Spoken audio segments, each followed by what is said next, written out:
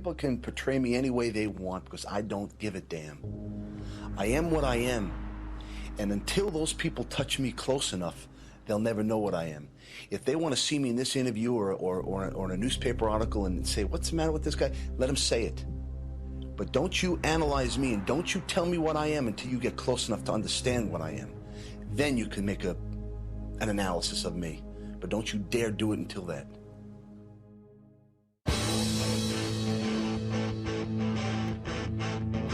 It was easy to get the wrong impression of Lyle Alzado. Look out, Lyle Alzado getting involved with a couple of Broncos. For 15 seasons, with the Denver Broncos, the Cleveland Browns, and the Los Angeles Raiders, he was a human volcano, always primed to erupt. Plays football with the berserk fury of a trapped water buffalo. He sees himself surrounded by evil. He howls at injustice.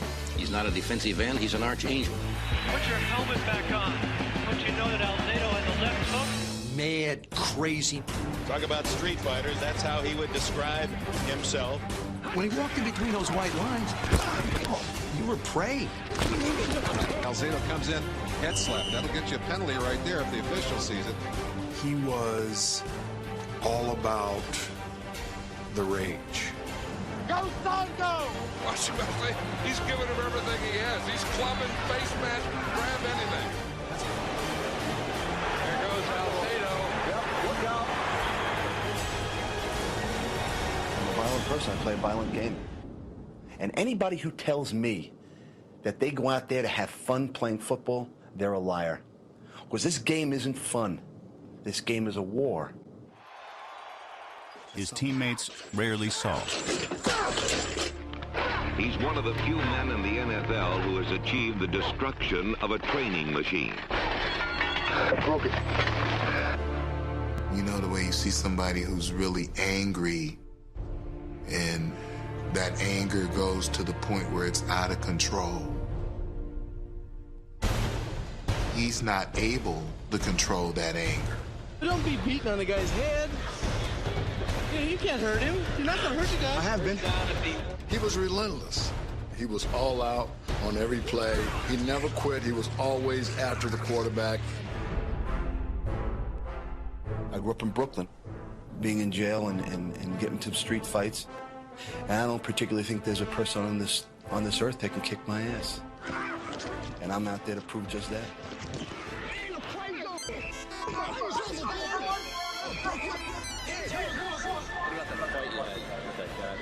He's holding me. I told him to keep his hands off me. He didn't keep his hands off, so I punched him. And with that being said, that's the end of the break.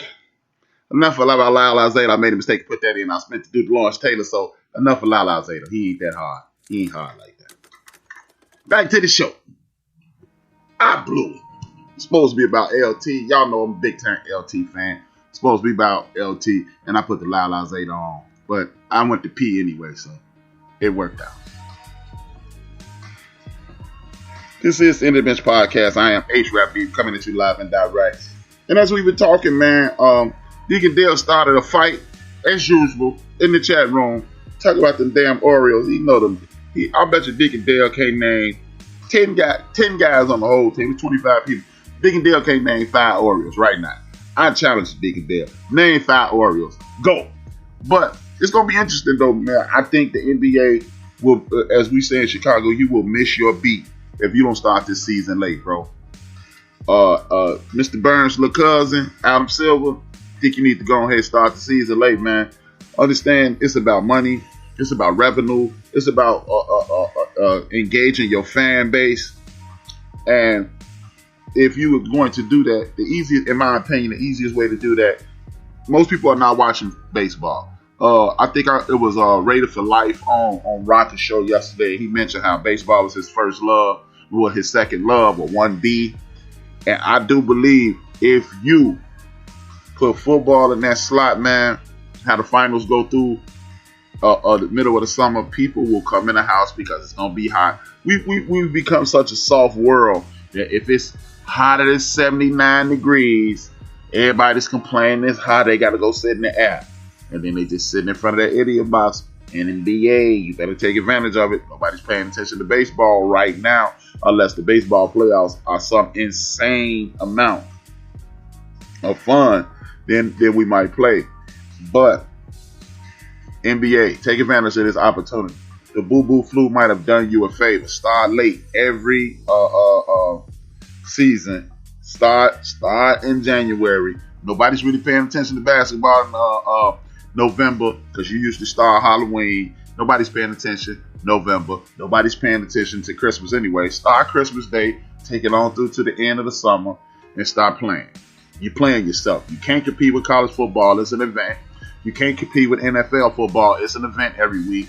You can't compete with something that people hold out on once or 3 times a week, but primarily you watch Mondays and Sundays. Once a week, everything goes down. You cannot compete with that National Basketball Association. That's why the NBA, NFL is lapping you guys. It's not gonna work. Sorry. But hey, Mr. Burns' little cousin, aka Adam Silver, you might not, I know you be listening on the low, so go ahead and do it, man. And with that being said, the Chicago White Sox gonna win the World Series. So all you Yankee guys out there, aka Jungle Brother, aka Knox, aka Chief Rocker, aka Trey Frazier, get out of here. Now that's what time it is. Y'all want to start a fight? Y'all got the number. Y'all know what time it is. It's Chicago all day, every day. I'm sick of y'all in my chat room doing all that, talking all that jibber jabber about them damn Yankees. I ain't trying to hear none of that Yankee nonsense. It's Chicago all day, every day. Period. How about that? And there they go, the fight number. You want to fight? Fight. Yankees, they cheaters just like the Red Sox. Y'all on punishment too. So ain't nobody trying to hear none of that. Pinstripe that. And with that being said, man, big ups to my main man. What's his name? Patrick Mahomes. Patrick Mahomes, on paper, signed the biggest deal in sports history. Big ups to him.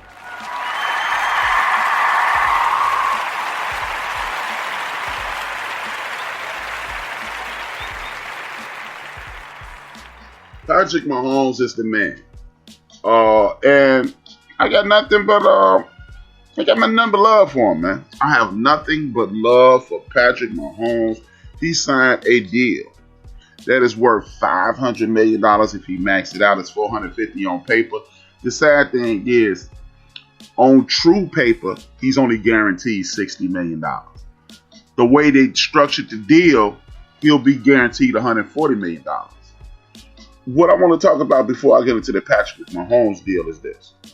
Patrick Mahomes was the target of ridicule this morning.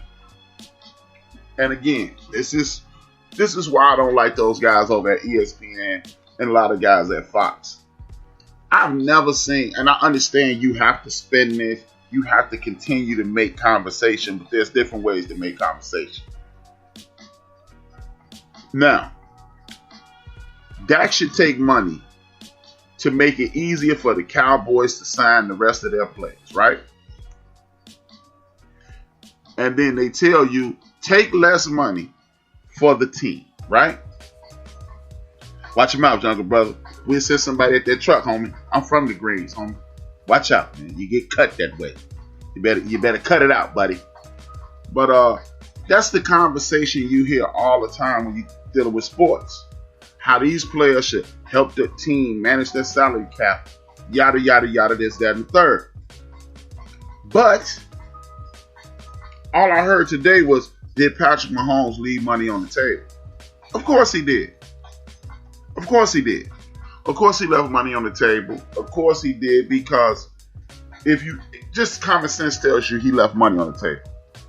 Go back 12 years. Peyton Manning was playing 12 years ago, making $12 to $14 million. 12 years later, guys are making $35, $40 million.